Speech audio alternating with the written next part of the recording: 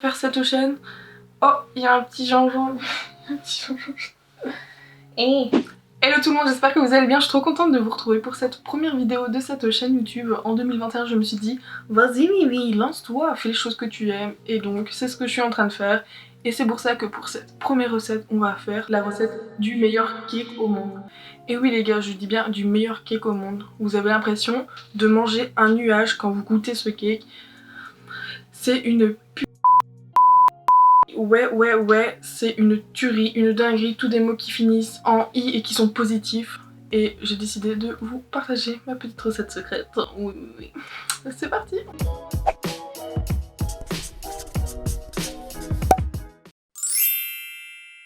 Pour cette recette, vous allez avoir besoin de 3 à 6 blancs d'œufs. Moi ici, j'en ai mis 6. Au plus vous mettez des blancs d'œufs, au plus votre cake sera moelleux. 220 g de farine normale, de 200 g de sucre blanc, de 110 g de beurre qu'il va falloir faire fondre au micro-ondes, d'une cuillère à café de levure chimique, un sachet de sucre vanillé, une cuillère à soupe de maïzena et on finit avec une pincée de sel. Vous allez voir, cette recette est super simple à réaliser. Tout d'abord, on va mélanger nos blancs d'œufs avec notre sucre vanillé et un petit peu de notre sucre blanc qu'on va venir mélanger jusqu'à ce que nos blancs soient bien montés en neige. Et c'est le moment où j'espère pour vous que vous disposez d'un batteur électrique, parce que sinon je peux vous dire les gars que vous allez avoir mal au bras, oui.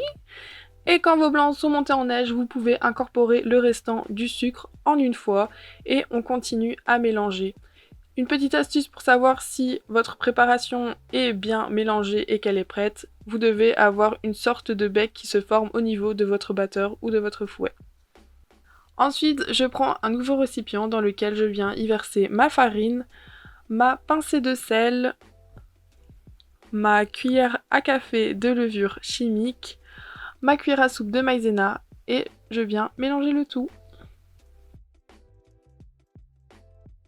Je viens reprendre mes blancs d'œufs montés en meringue et je vais venir tamiser mes poudres au-dessus. Je sais pas pourquoi, mais tamiser les poudres dans une recette, je trouve ça hyper satisfaisant. Alors dites-moi en commentaire si vous aussi vous trouvez ça super satisfaisant.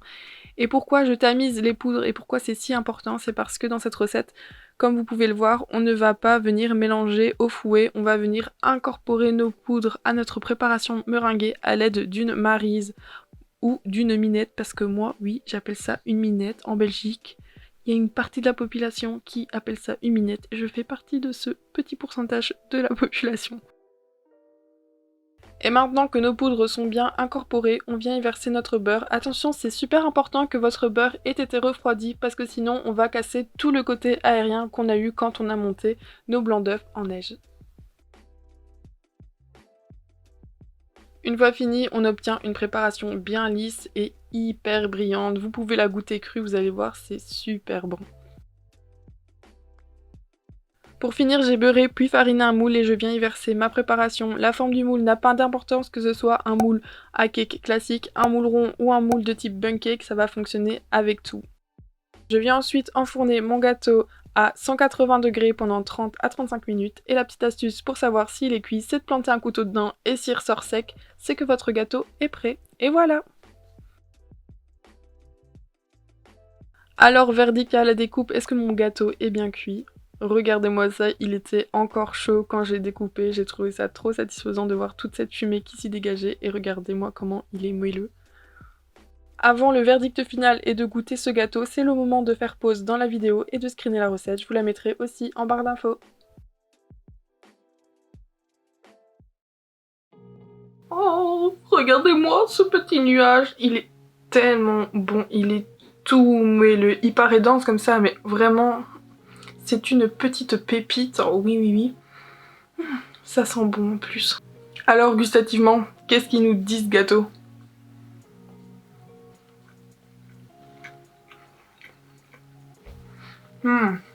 Voilà. C'est bon, on arrête la vidéo là. C'est trop bon. Franchement, ce gâteau, il est délicieux. Je confirme encore une fois que toutes les recettes confondues, c'est le meilleur cake nature que j'ai mangé de toute ma vie. C'est la meilleure recette à mes yeux. Et j'espère vraiment que vous allez tester cette recette et que vous allez l'approuver autant que moi. C'est vraiment trop bon. Et voilà, c'est la fin de cette recette, j'espère vraiment qu'elle vous aura plu. Si vous comptez la faire, dites-le moi dans les commentaires. Et si vous la faites réellement, venez me taguer sur Instagram, ça me fera trop plaisir.